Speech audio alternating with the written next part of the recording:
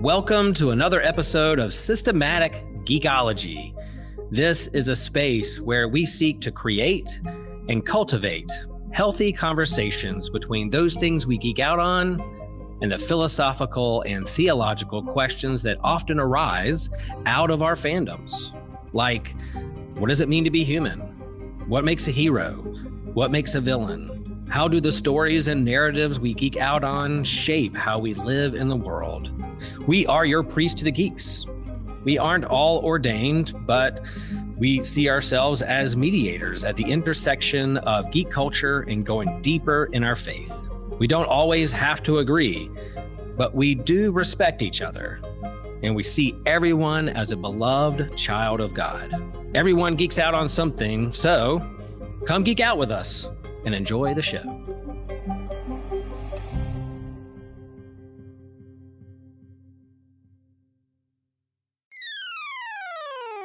You're listening to an Anazal Ministries podcast.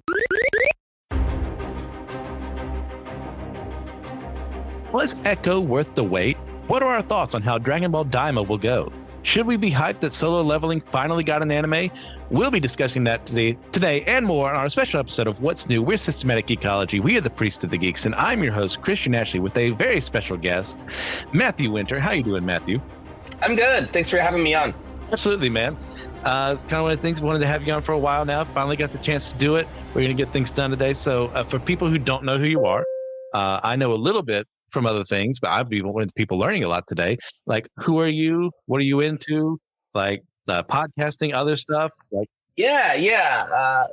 I've been floating around this circle of people for 2 or 3 years now. Friends of friends, those sorts of things.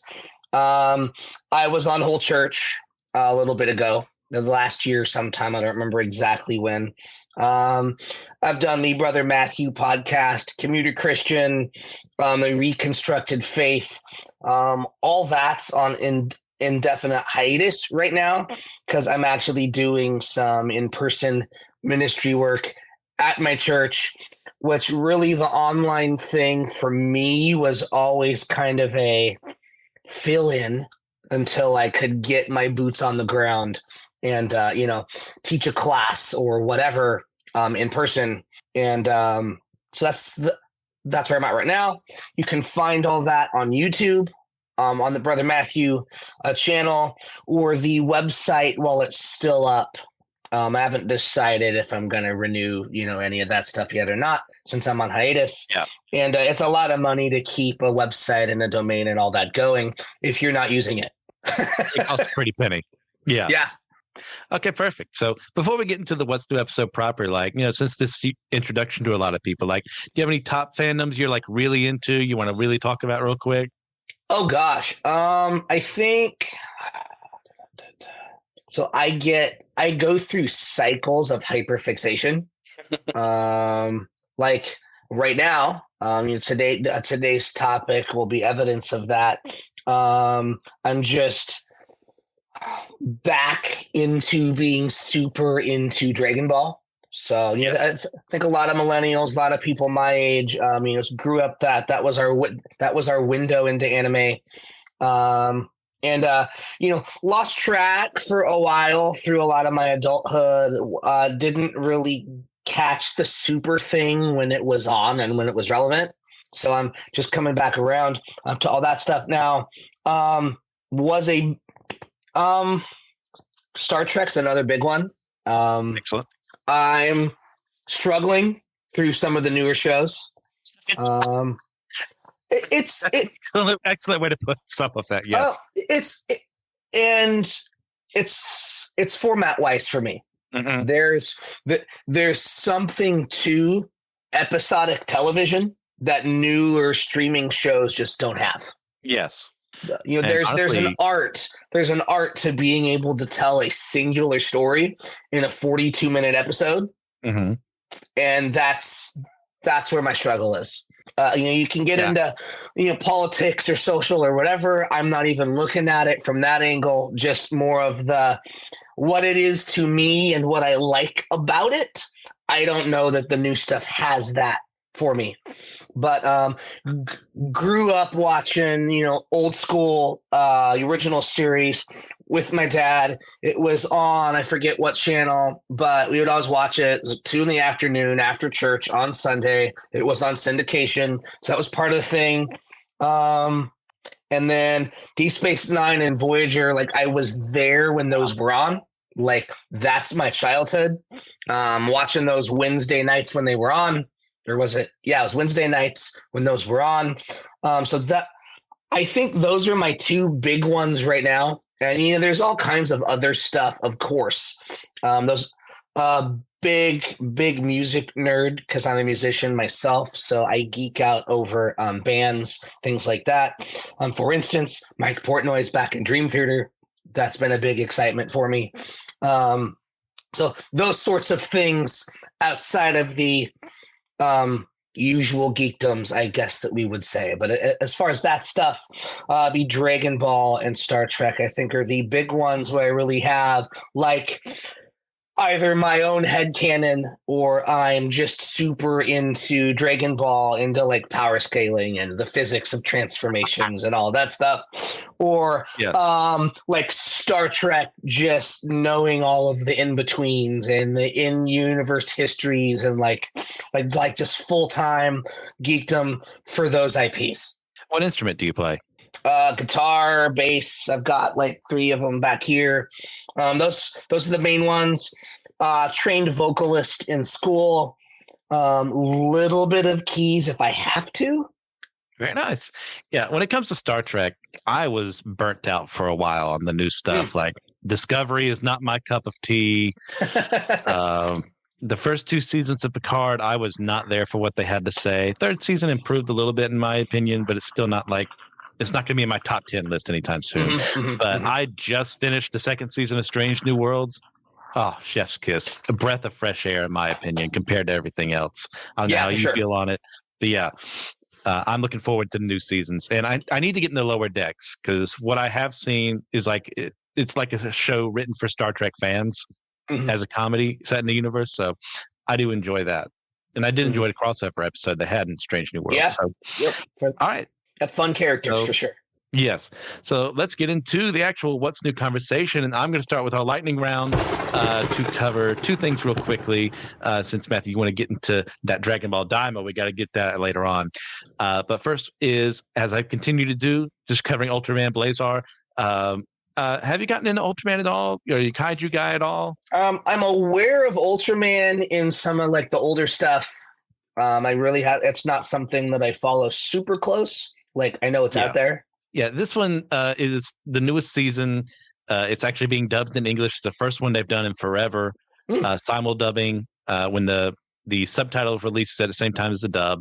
I'm enjoying that immensely. We have 1 episode away from the finale, and they left us on a heck of a cliffhanger. Like the host, typically how it works in Ultraman is there is a human bonded with the Ultra, and typically the human his character's on screen for about 20 minutes out of the 20 some minutes, and then you see the Ultraman on screen because that saves on money and budget. And they got separated in the last episode. The moon just exploded. Things are getting hyped. I'm really loving this series so much. Like this is like not that Ultraman has been bad in the past couple of years because they do a new series like pretty much every year, but like this is really good. Now, next up, Monarch Legacy of Monsters just ended.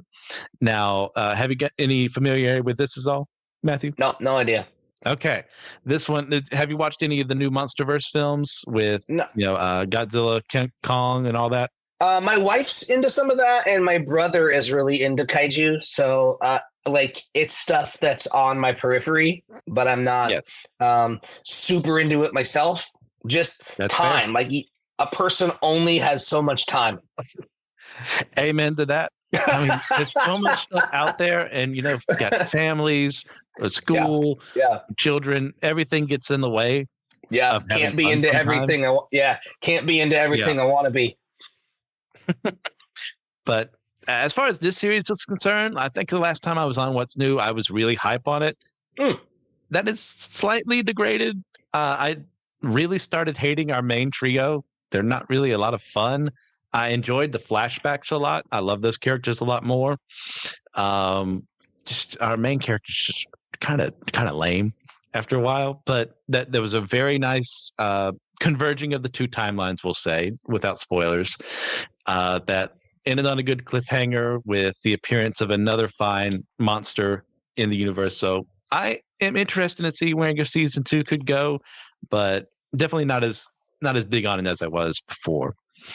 But with that, I believe we're done with our lightning round. So we're going to move on to our first topic today, which is Echo, the newest part of the MCU, just released on a Disney Plus not too long ago. Matthew, do you have any interest in the MCU at all? Have you been following anything? It's been pretty loose the last little bit. Yes. Was into it quite a bit, like Gen 1, Gen 2. Obviously being my age, I grew up with the X-Men and the Spider-Man and all those cartoons, the Iron Man stuff. Like the early Marvel stuff was great. I'm not as up on what they've been doing episodically as far as making TV shows. It's more cinematic universe for me, less TV shows. That's perfectly fair. As far as me, like the last thing I was really excited about was, No Way Home. Obviously I'm a big Spider-Man guy. There's a reason he's my avatar. It's not like, there's a love letter, all three of those films. Well, different trilogies and duologies really felt true to their characters. But it's not like I haven't liked the things that have come out recently. It's just shown the wear and tear, in my opinion, of how long can we keep going with this? Should it have ended with Endgame, or should we just do our own separate projects? Echo, on the other hand, is something that ultimately I did enjoy. It's not my favorite thing they've ever done. Like, spoilers for rating and reviewing it, I give it like a 7 out of 10. And for me, that's like, hey, I enjoyed it. I have issues with it, but I'm not going to put it high on any list. It's like how I rate that thing. Rating systems are kind of just whatever the person feels that day anyways. So is what it is. But as far as Echo is concerned, this takes place not too long after the end of Hawkeye, where she, did you watch that? Hawkeye? I don't think so. Okay. Well, to avoid some spoilers for your sake. Again, my wife has seen all that, so. Okay. So she'll appreciate this, is that there's a scene where she has learned that she's kind of been manipulated by the Kingpin this whole time into working for him. So she leaves that life behind and goes back to her old hometown where, as a young girl, she lost her parents her mother in a very devastating car accident that she feels like she's responsible for. Both she and her mother, I believe, if I remember correctly, are both hard of deaf, and she is forced to rely on sign language in order to speak with other people. And she's also became an amputee as a result of that she was later given like some bionics to help move around. And so it's her reconnecting with the roots, and we get some really nice, she is Choctaw by heritage. Some nice introduction of that mythology in here. That was a ton of fun to like research and look into. I really enjoyed seeing that portrayed here, but I mean, it's, in my opinion, just kind of suffers from that whole Disney Plus scenario of too little time building things up. And it feels like things are rushed by the end. There's a good confrontation between her and Wilson Fisk. I do enjoy that. Vincent D'Onofrio has done an amazing, stellar job as a Kingpin. Like, he is a physical threat. He's someone that you don't want to cross. And they set up nicely to where he's going to be going up in the MCU later on. And we do get our nice moment early on where there's a little crossover between her and Daredevil to help set up for that coming up later on. Nice.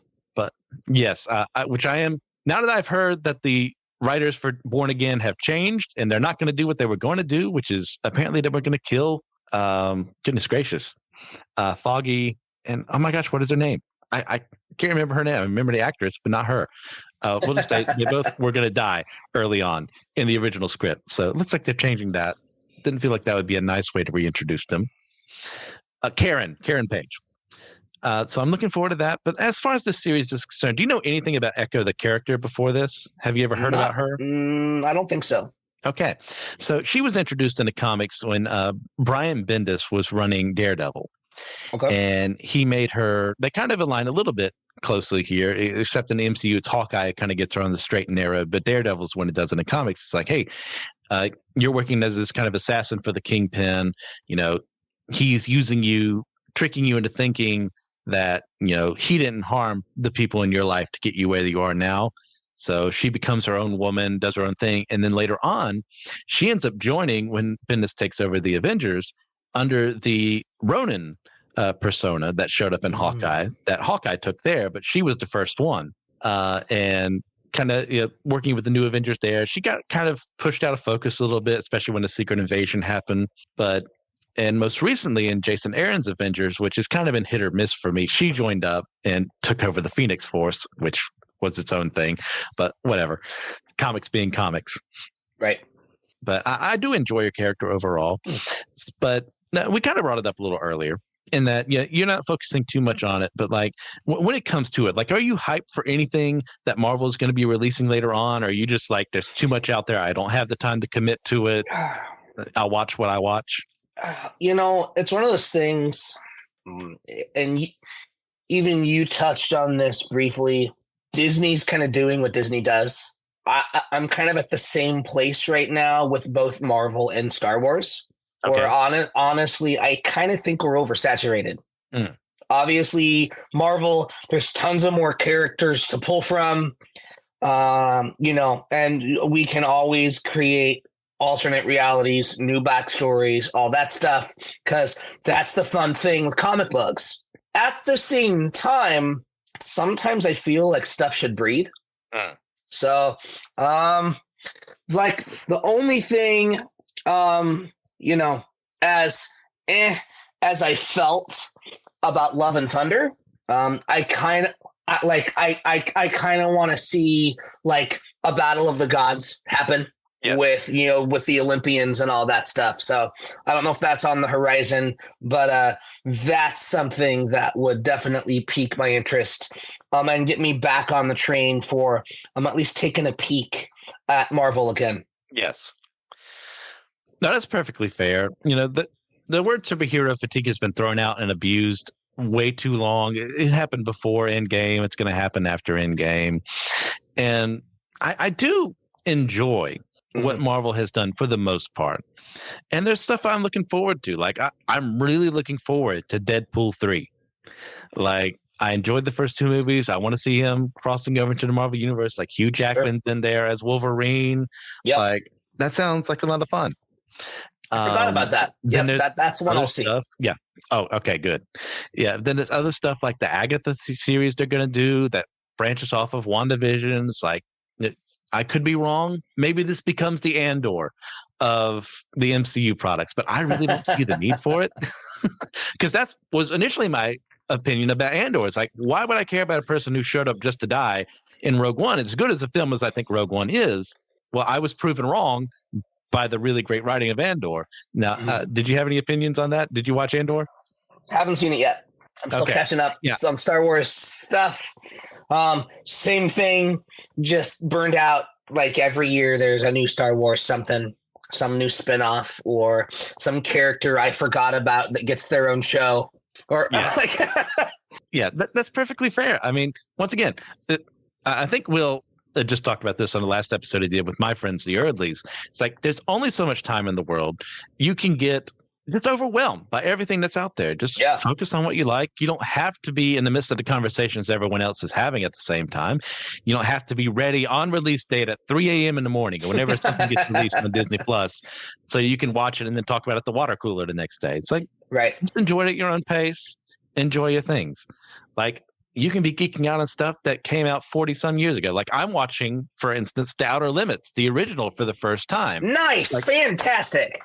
Yes. Like, I had seen a couple of episodes, beforehand of the 60s and the 90s one, but like never the whole thing. So I'm taking the time to go watch all those because I really enjoyed it. Because I last year watched all the Twilight Zone episodes, so some I'd never seen before. Yep. Just to like get to that stuff. But that's, once again, that started in the 50s with Twilight Zone. Yeah. And that's how many years removed from now? It's like, there's so much stuff out there. Just find something you like. Absolutely. And enjoy it. Sure. I mean, you may miss out on a conversation or two, but at the end of the day, like, What are we doing this for? Street cred? Well, and that's the mixed bag of what streaming has brought us to. You think, growing up, shows were on TV. You either saw it when it was on, or you waited until the summer when the reruns came around. You couldn't really catch up on it later. You had to watch it when everyone else watched it, or you were going to wait until they ran back through it. And so I think it's good in one sense that some of that immediacy is gone, where our life isn't bound to the TV schedule. We can watch it when we have time. At the same time, I'm like, you know what? I can watch that later. And then, later becomes next year. And then the year after that. And then, the year after that. And someone has to remind me that the thing exists before I get back and watch it, just because there's so much stuff. Yes. No, that makes perfect sense. Like, hey, if you're listening out there and you feel overwhelmed by everything that gets released, it's okay. Just you can miss out on some conversations. Just find a time when you want to, when you have that moment, just watch it when you want to. If there's something else you want to watch that has any bearing on the current conversations that are happening, watch that too. Both are valid. Yep. Just do what you can do on your time that doesn't stress you out. Like, we shouldn't be stressed out just to catch up with everything here. Like, it's ridiculous. Consider subscribing on YouTube, where you can get some other stuff. You get exclusive series like our comic book catch-up, Manga Mustard, Drinks with Tejas, and a companion series we do each year to go with our annual theme. You also get access to Friday Night Frights and Wednesday Night Weeaboo and Spidey Swingbys with Christian Ashley. You get access to other exclusive shorts, like what I'm going to be doing soon are non-canon, where I'm going to be reviewing different IPs that are outside of canon from our favorite fandoms or the Bible and discussing whether or not it should be canon. You also can get a short of Will's Wednesday pull list. So if you're into comic books, Will goes through his favorites of each week's pull list for himself. You also get other bonuses over there. Most of our surprise content we'll put straight to YouTube, going live over there, that you can check out. And a lot of our regular episodes are also posted on YouTube if you just want to see our smiling faces. So I'll move on from Echo here. And just like I said earlier, my rating for it is a 7 out of 10. Like, I would have preferred more time with her to get inside of her head. I did really enjoy the final confrontation between the Kingpin and his goons and her friends there in the town, like, protecting what was theirs. That was really handled very well, in my opinion. But I would have liked to see more of Maya and what really gets the gears turning in her head, but is what it is. So next up, your topic, and I'll bring on this one as well as a huge Dragon Ball fan myself. Yeah. Is Dragon Ball Daima. So lay it on me, Matthew. What's happening? Okay. It's Dragon Ball Daima. We don't know tons. That's coming out in the fall. Fandom's pretty split from what I can get temperature reading wise. On the socials, YouTube comments, all that sort of stuff. I'm excited to at least give it a shot as someone who is an OG Dragon Ball fan. This is the 40th anniversary show, so that's part of it. Because Toriyama first started penning the manga for Dragon Ball in '84, so we're coming up on 40 years. But people are like, what does this mean for Super? Right? Is there more Super? And so that is TV politics there, the whole Super thing. So basically, Fuji TV in Japan, they like long-term contracts, and so we're at a point where there was a long time with Super where the manga was behind the anime. And the anime was actually creating the content, and then they were going back in and filling out the manga with the show.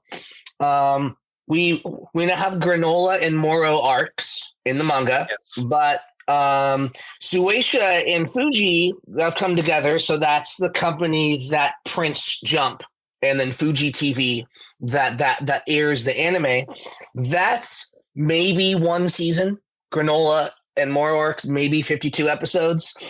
And so Fuji wants there to be at least 2 or 3 years worth of content before they put Dragon Ball back on TV, because they do long-term contracts.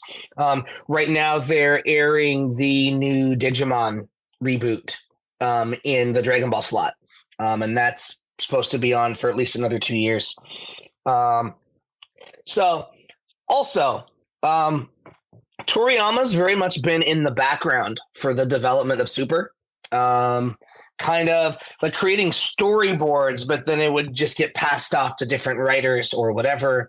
And that's why there's been inconsistencies, even in some of the power scaling and how transformations seem to work. Like, can you use Super Saiyan once you have God Ki? Can't you? Like what? Like, there's so many. And really, this is him grabbing the reins and making the show that he wants to make. He's going to write and script every single episode. So he is fully in control of Daima. So we'll see where that goes. Story-wise, we don't know tons. There was a little trailer released. I think it was last week, maybe the week before that. Seems to be some magic stuff involved, because the pilot name for the show was actually going to be Dragon Ball Magic, rather than Daima. So, because we see Bobbity clips in the trailer. So I don't know if he's back or if it's someone from his school of magery or whatever. But basically, some kind of magic happens. All the Z fighters get shrunk down. The dragon can't undo it. And we know there's an entire story arc involving Goku and Supreme Kai basically trying to get to the root of the conspiracy, why they're all shrunk down, if they can fix it. I'm excited to see that, and also where it takes place timeline-wise. Like, is this in that 10-year gap between the end of the Buu saga and the last episode? Like where is this in the continuity with Super? Are we creating like alternate timeline where like Super goes off this way and Daima goes off this way? It'll be interesting to see canon wise where it all fits. And then I think the big question, at least for me, is this really just going to be Toriyama's take on GT? That's an excellent question. Are we going to get canon Super Saiyan 4? Yes. Okay. So real quick, like I think I've talked about mine before, but I'll go over it again too. Like, how did you get into Dragon Ball? I'm assuming we were around the same time period, like when that was released. But let me actually hear what you have to say before I make a like obviously Toonami was the big thing, but I am old enough to actually remember the Ocean dub on Fox. Ooh. Barely. Like, but like I had the original like orange box Catch the Dragon set of the Ocean dub of the first 3 movies. So like mid 90s is when Dragon Ball actually first hit. And it's interesting. Those early dubs are actually why there are kind of some of the arguments there are in anime fandom over dub versus sub and all of that, because we had to so heavily edit it to make it available for American audiences that dubs were awful in the beginning. Because we had to change stuff to make it basically safe for American TV. Yes. And that's definitely changed now with most anime hitting streaming. We don't have censors. We don't have things like that. Dubs are fine now. They're fantastic. The acting is good. The translations are on point because we're not dealing with censorship. But basically, if anyone's not familiar with the early Dragon Ball dubs, look it up on YouTube. Different voice actors, entirely different dialogue. Not bad, just different. They had to write their own scripts again for American audiences to make it make sense. So, if you ever hear talk about someone rather than dying, going to the other dimension, it's from those Ocean dubs. Yeah, or the home for losers. Yeah. Yeah. I was a Toonami kid, Yep. and that's when I was first introduced around the third grade, I think, because I do remember having conversations with some of my peers there, be like, "Oh my gosh, did you see this? Well, I'm going to turn Super Saiyan this week. Or no, actually, it's going to be me," and Yeah, all that fun that comes from that. we all One-upsmanship. That. Yep. we all tried to power up back then. Yep. I wanted my hair to change. I wanted to fire the Kamehameha. It just Yep. never seemed to happen, no matter how much I wanted it. But yeah, then I kind of grew out of it a little bit, kind of in general, until around 2008, 2009, when I started watching the abridged series that Team Four Star did. And that got me back into the fandom again. And I know they'll downplay it, but I'm fairly certain that happened to a lot of other people besides me. And that's the reason why Dragon Ball started getting a little more popular again. Yep. I watched all of Super when it came out, and the movies as well. So I'm caught up with the manga. It seems like you are as well, talking about Moro and everything there. I'm familiar with it. I haven't really taken the time to read it myself. Okay. But, in researching stuff and putting timelines together and all that, just for my own geeky pleasure, I have to at least be aware of all the content that's out there. And the other thing too, I don't think that people give enough credit for continued success and resurgence after the fact is all the video games. That was a huge part of it too. Yep, because the first like my brother, for instance, he's about 5 years younger than me. He only saw bits and pieces of it when it was on Toonami, because he'd see this part and then this part and then that part, or whatever. So it wasn't until he played the Budokai games and was actually able to play through the storyline that he actually even understood the story of Dragon Ball through the video games. Okay. So you mentioned GT as well as like a possible, maybe this Toriyama's take on that idea. Were you a big GT guy when it came out? I'm so mixed with GT. I understand what you just said. Continue. Well, similar thing. So that was like Toriyama was done creating Dragon Ball. Actually, like in his mind, he'd been done for a while, but he kept making content at the behest of Shueisha to continue to create more manga. That was done. Fuji wanted more Dragon Ball anime. So some of the other guys involved in the Dragon Ball room made GT. Toriyama actually has nothing to do with it. So be interesting to see if he's gonna make a head nod to that content, and because if people care about canon and continuities and those sorts of things, technically GT is not canon. Yes. So the baby arc I love. Story wise, I think it really fits in because that is canon. Actually, we got that canon in the Super Broly movie with the Saiyans taking over the planet from the Tuffles, renaming it Planet Vegeta, all that. So for GT to bring that out and have a whole story arc that was the revenge of the Tuffles on the Saiyans was good. Yes. I know some people don't like the Omega Shenron thing. I actually like the Dragon arc that all these basic basically random superfluous overuse of the Dragon Balls creating negative energy. And so we have these evil dragons that are the embodiment of those careless wishes. I think that's great. Just from maybe even like an ethical standpoint, if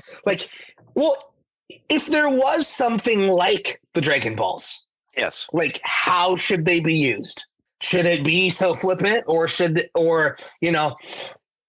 is there responsibility that comes with, the awareness of their existence?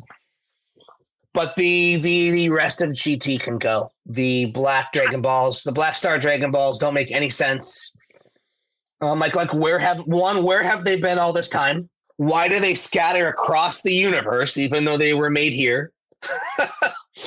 Yeah. And then I think the whole Super 17 thing didn't make any sense either. As far as GT is concerned, there's some hosts here on the show who do really like it. Some don't even know that it exists. I'm one of those. It's okay. I mean, would I take a bullet for it, as being like pure Dragon Ball? Not really. No. As opposed to like, a Cell Saga or Frieza Saga or something like that. Yeah, I would take, the anime bullet for that. But it's still fun. Like the whole, Yeah. I agree as well. The whole idea behind, hey, these wishes have distorted the Dragon Balls this much that the negative aspects of them, their overuse, is like, oh, you just keep bringing people back to life. There's no consequence to death or anything like that.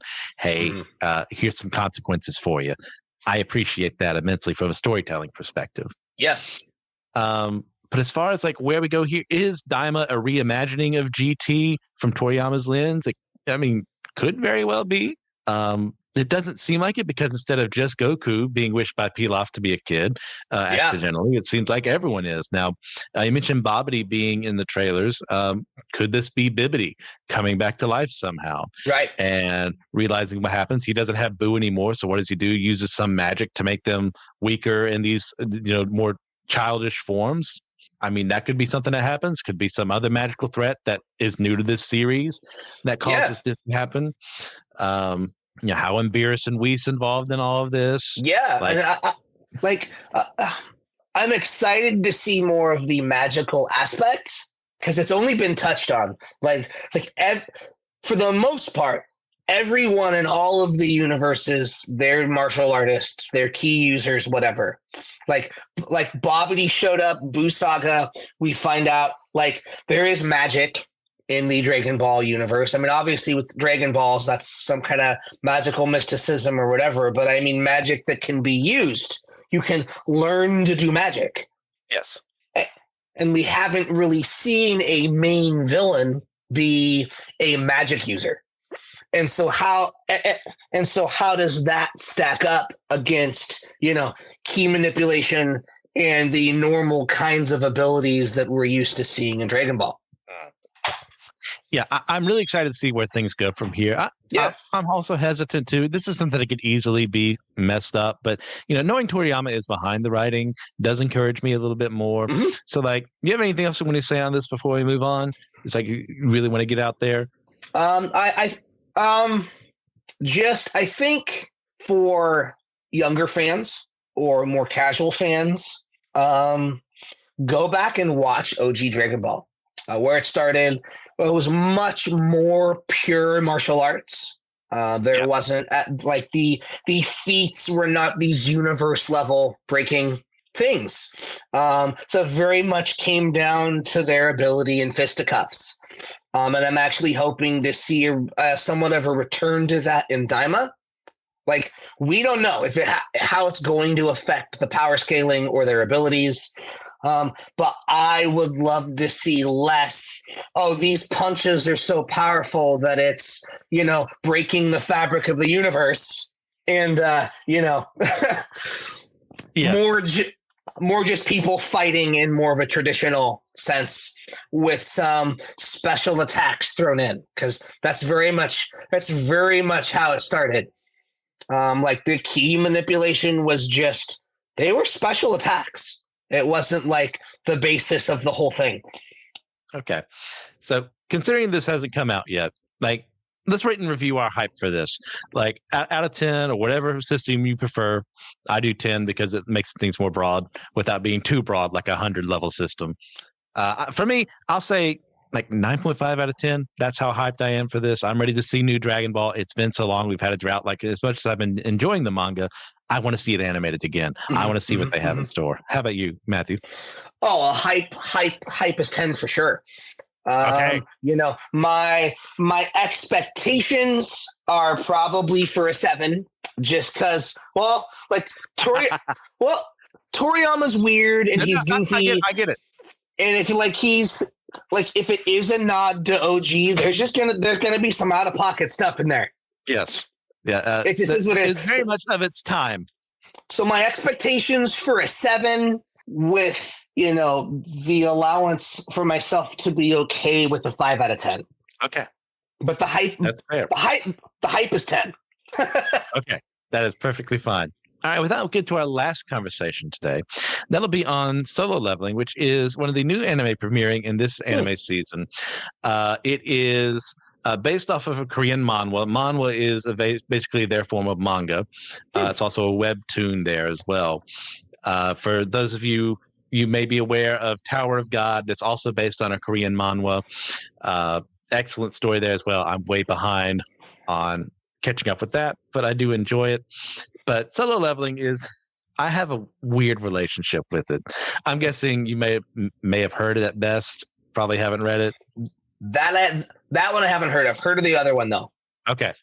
All right. So your central premise is, across the entire world, these gates start opening up, and in them come like these fantasy monsters and stuff like that. But if you come into contact with these gates, some people have the ability to kind of like essentially evolve and gain new abilities and become faster, or be able to use magical tools that they wouldn't be able to use, and they're able to figure out how to use these magic stones inside of them to and make you faster or stronger or smarter or something like that. And the general premises here is that the weakest member of the entire Hunters Guild in South Korea, who's only there because his dad has gone missing, his mother's in the hospital on life support, he's trying to get enough money to keep his sister in school, so he just goes on like these lower ranked missions, just to go in there, work as kind of support, maybe kill a monster if he can, and just take whatever meager things he gets from there to afford his mother's medical bills or keep his sister in school and stuff like that. But in the process of one of these lower level dungeons, through one of these gates, they find an extra level, which they're supposed to go and report back. But because they could make a lot of money off it, the group essentially all votes what most people vote to go inside. And in the process, end up in a place they should not be at the current abilities that they have. And these are 2 episodes in, so not really that much spoilery for anyone who hasn't watched it. Everyone escapes except for him. They either die or escape. And he is essentially sacrificed on this, gains new abilities from the result, that he can actually kind of, this is so stupid. Video game menus kind of show up for him, and he can level up in a way other people can't. But it's called Solo Leveling because he does it by himself. Now, I said I have mixed feelings, a weird relationship with this. I like the ideas that come with this because I've read the entire webtoon. Like, there's only 2 episodes released to the anime so far. I don't know how far they're going to go. I don't think they're going to complete it. But it's Is it 1 for 1? Is there changes between the webtoon and the anime? So far, it's pretty 1-to-1. I have no issues with that. It's more the story as it goes on. It's how people will sometimes rightly say American films are always concerned with the fact that America will save the day. Yes. And, if Godzilla were to attack, America would intervene and stop it. Or, if aliens were to attack, well, of course, our Independence Day has to be because Will Smith is involved and we have to go to Area 51 and only the Earth, based on America's way of doing things, can get things done. Right. Solo Leveling kind of does that, but it goes very Korean propaganda and not in a very fun way. It's like, if you're not the main character, if you're not someone in Korea, you don't matter. You could be a racist, you could be just someone who isn't a good person generally. So that's something that develops along the way. And also, like I said, the only person who matters is our main character, Sung Jin-woo. And when I say he's the only person that matters, he's the only person that matters. It kind of gets to that Goku extent of there's not even a Vegeta near around who could maybe rival him. Okay. It's him and no one else. And it's him just clowning on people. And there's a certain appeal to that to an extent because, like, you want your main characters to win. You want to imagine yourself in their role, Right. and see them, killing some fools sometimes, or just beating them up, depending on what kind of series you're dealing with here. Yeah. So, in your opinion, Matthew, like, what makes a protagonist interesting for you? You know, as I've gotten older, I'm very much less into one-dimensional protagonists. I kind of almost like the anti-heroes more, or like the chaotic good type. Okay. For me, because like I think that's more real, which is a really big reason that I'm into. Another geekdom didn't mention earlier. Big fan of everything Gundam. Oh yes, because I think like they do that well. Who's like, are the good guys actually good, or the bad guys actually bad? Like everyone's like a real person with good and bad qualities, and the bad guys have honor, and then there are good guys that are just complete jerks, and all that, or good guys in quotes. Like that's my style. I like protagonists that aren't necessarily the best person.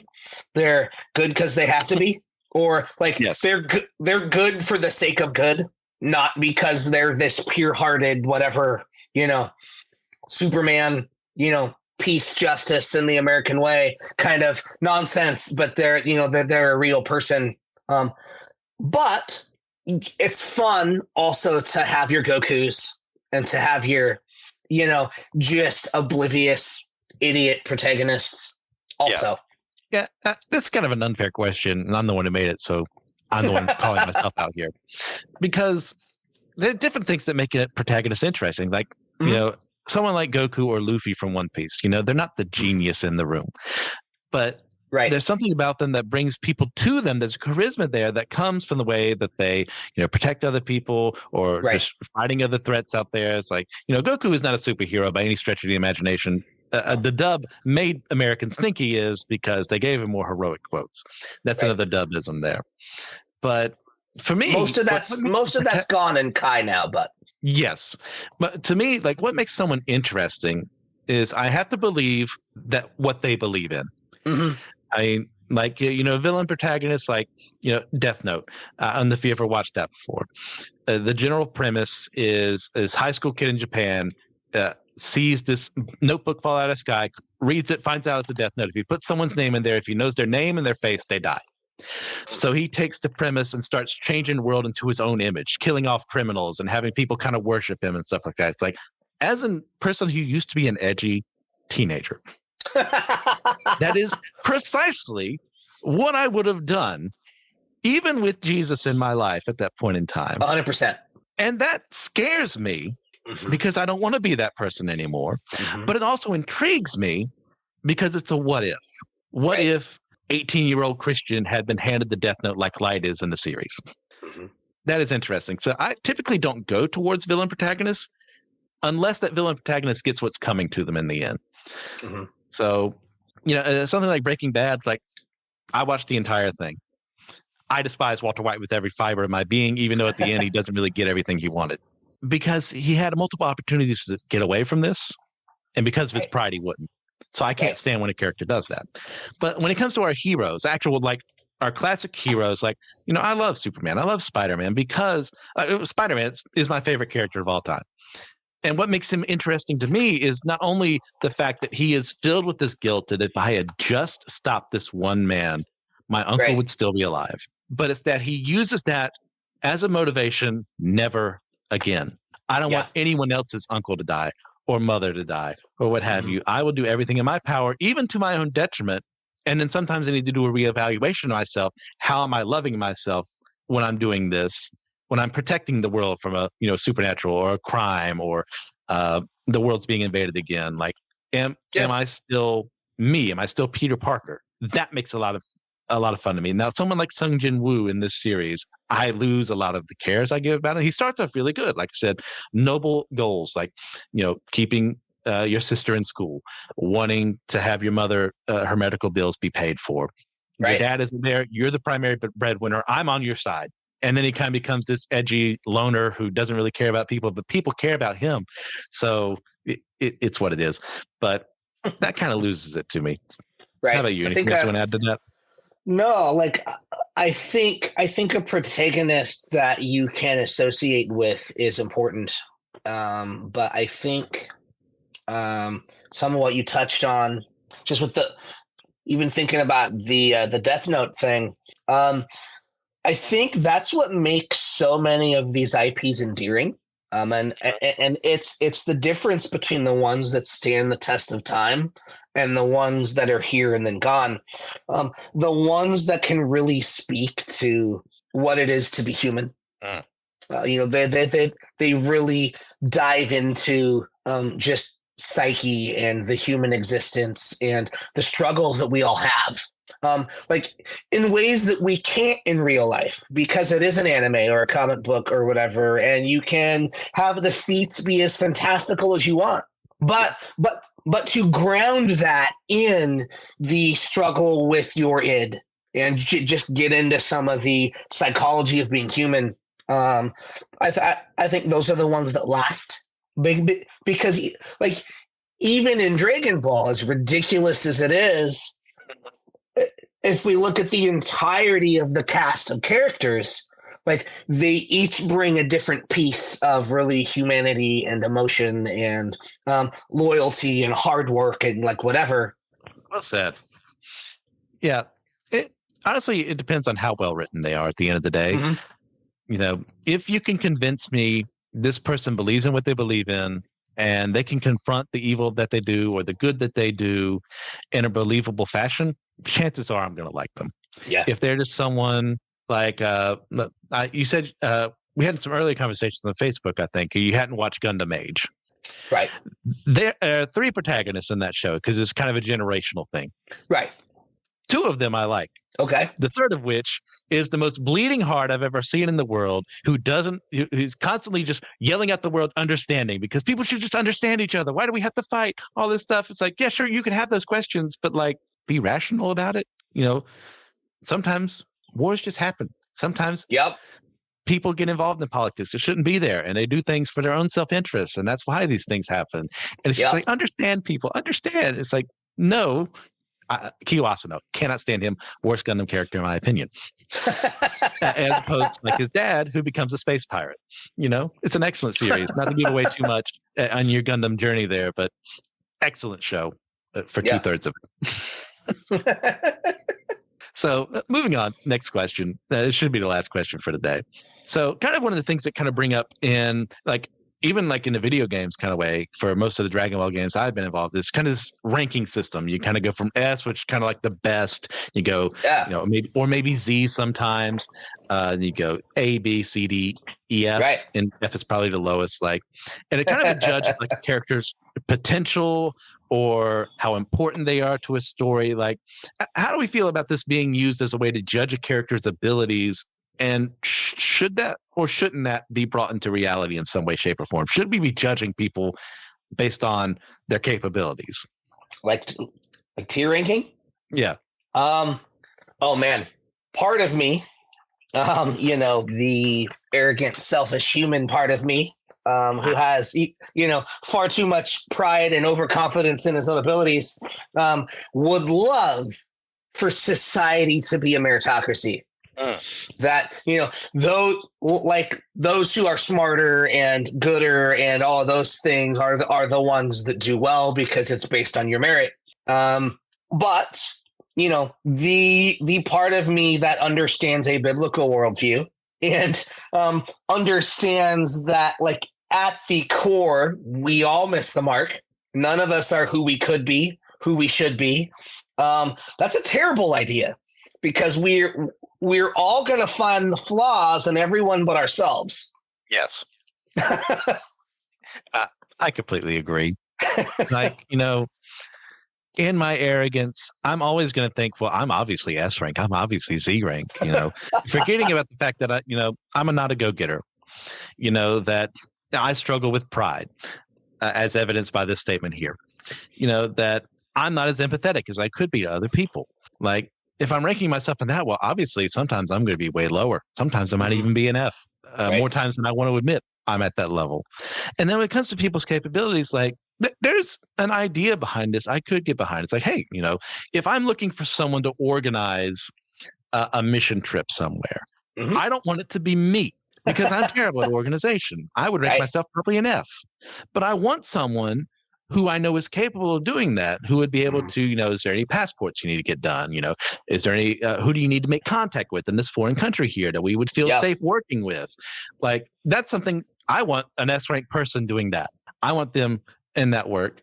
That way things flow as smoothly as possible because, no plan survives contact with the enemy, as good old Sun Tzu says. But it's still a lot better than if I were the one in charge. So we are called to judge to an extent, but not in that sense of you can only do this, therefore you're only worthy when you're doing this for me. Right. And that's where it easily could come in that meritocracy you're talking about. Yeah, we're getting, or we get into caste systems, or we get into based on your skill set, you can only have this job. And like even that, that makes me think. Did you have to read The Giver in school? I did not, but I have read it. Yeah, so yes. Even it makes me think of that, where they're assigned jobs just based on, assumed gifts and talents or whatever, and they're trained just to do that job, and that's the life they're allowed to have. Yes. It comes from a place like if humanity were perfectly capable of creating a system where that could work, yeah, it would work. But humans are humans, people are people. Right. And someone's going to bribe someone where they shouldn't be, or someone's going to use blackmail to get where they shouldn't be, or someone's going to outright lie about their capabilities and get where they shouldn't be. Like, it's going to happen because we're flawed human beings working against ourselves if we're what some people are, I would hope, and working with a God who is attempting to speak with us and help us fight ourselves to be better than who we are so we can be who he needs us to be. Yes. The world needs us to be. Mm-hmm. So all let's say, talking about a dumb Korean manhwa that I do enjoy ultimately. We got to a really good conversation there about that. Yep. So I'll end it there for that. As far as rating and reviewing Solo Leveling goes, as far as enjoyment is concerned, this is like a 9 out of 10 for me. Like I look forward to every chapter, every webtoon that released. It got to like 170, 180 something. So when that did, I think it was like Solo Leveling Wednesdays is what we used to call it back in the day or something like that. I would always look forward to it. Even as ridiculous as much as the trains got off the rails and I was just watching them combust and explode the entire time, it was fun. Now, as far as the actual plot, I'd probably give it a 7.5 out of 10. It's still worth your time if you're out there. You want to get into a new anime that's coming out this season. I wouldn't say never watch this. Just know what you're getting into. But with that all, which of these topics today, Matthew, would you recommend as your top one of the day? I mean, oh gosh, for me, obviously, probably Daima. That's my wheelhouse. That's what I'm aware of. And, I'm hoping that we do get a throwback to kind of the OG style. I don't think we will, but that's what I would like to see. Okay. Yeah, I'll second that. Like, out of the things discussed here, like, I'm ready for some more Dragon Ball in my life. Even though we're not covering the arcs I would have liked to have seen in the manga, with Granola and Moro and all that. But that's a fight. That's fine. This is what they want to do. It's what Toriyama wants to do. I want to see what he has in store. Maybe it flops. Maybe it's the greatest thing we've gotten, since OG. We shall see. I'm ready for it. So, guys, thank you all for listening today. We really do appreciate on YouTube. If you can do us a favor, just like, subscribe, share the episodes. Really enjoy that. If you're listening to this on a podcast, continue to share the episodes with your friends, perhaps a cousin, as TJ would like to say, if you would listen to the show. Now, we do like to take time out of the day to thank those who've been helping us, and just a handful of people who've done so, who are members of our Patreon or Captivate. Aaron Hardy, Daniel Sigmund, Trip Fuller, and James Barrett. You guys are the best. Really enjoy what you do, but remember, we are all a chosen people, a geekdom of priests.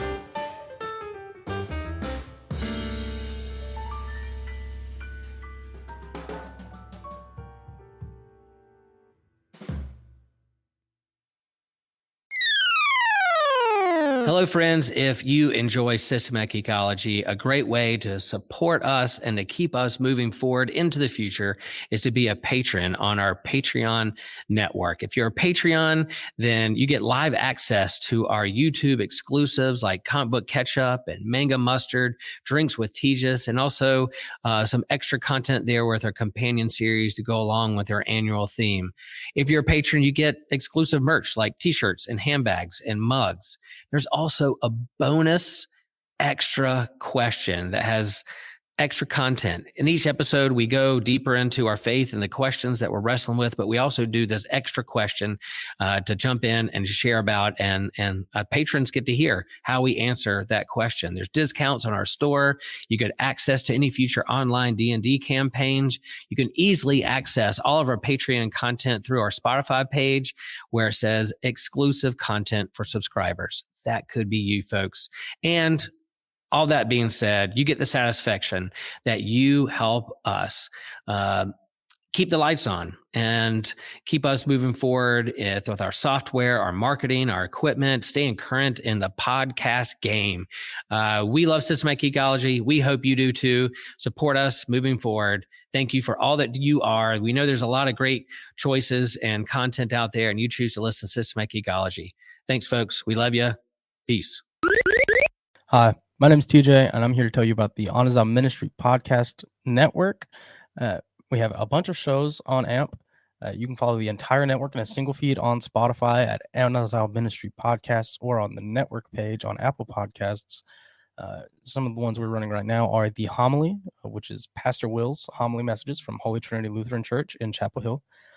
We have the Whole Church Podcast, which one of my favorites. It's where myself and Joshua, we interview leaders from different denominations and backgrounds to work for a full church unity, Big C. We have My Seminary Life by Brandon Knight, former host on Systematic Ecology. He discusses his experience at seminary and discusses seminary topics so anyone can access the knowledge, which is kind of cool. It's like the book, Everything You Learn in Business School and then Everything You Don't Learn at Business School. That's great. We have Let Nothing Move You by Christian Ashley. He goes through the Bible kind of like it's a Bible study to explain the biblical narrative through his perspective and what he's learned. Dummy for Theology, which is Joshua's show, he discusses various theological topics in an attempt to show every side of big discussions.